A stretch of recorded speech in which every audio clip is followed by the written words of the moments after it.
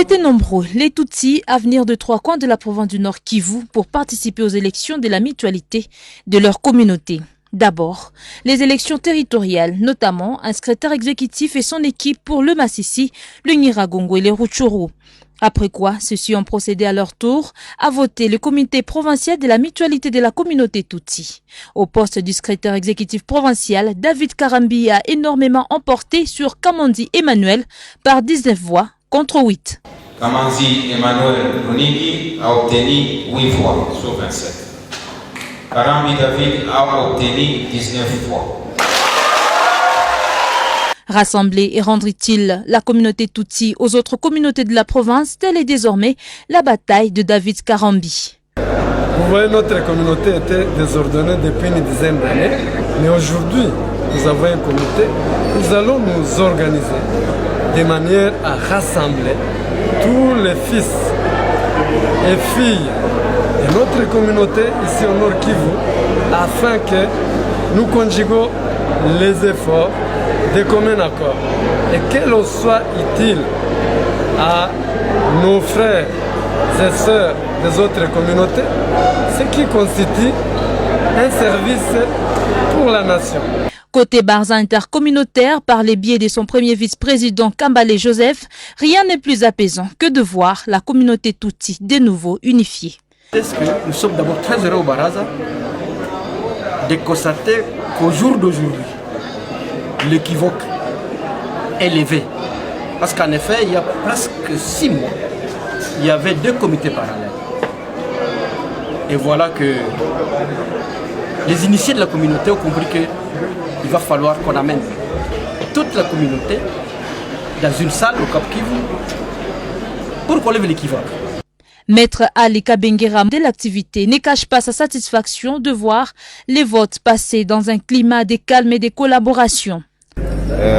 Nous savons bien évidemment que les élections ou alors la démocratie dans son sens moderne engendre toujours des divergences entre des candidats.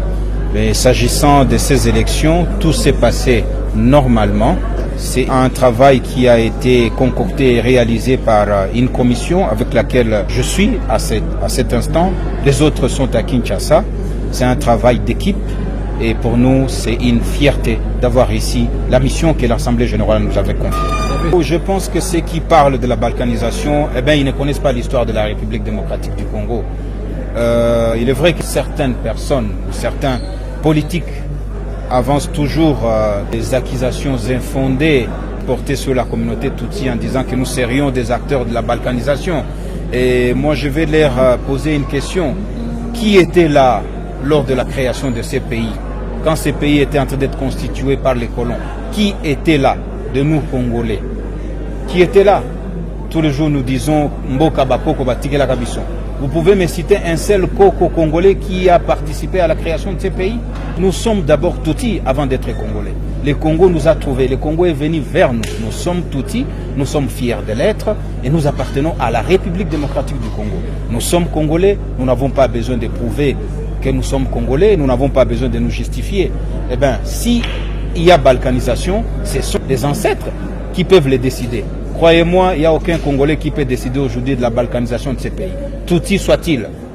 Mais si nos ancêtres, ceux-là qui ont créé ces pays, décident aujourd'hui de balkaniser ces pays, eh bien, vous le connaissez bien, nos ancêtres, c'est les Belges et leurs sociétaires. S'ils se décident aujourd'hui de balkaniser ces pays, je ne vois même pas celui-là qui lèverait sa main. Parce qu'il n'était pas là lorsque ça a été créé. Eh bien, pour nous, c'est juste un faux fuyant. Nous n'avons besoin que d'une seule chose.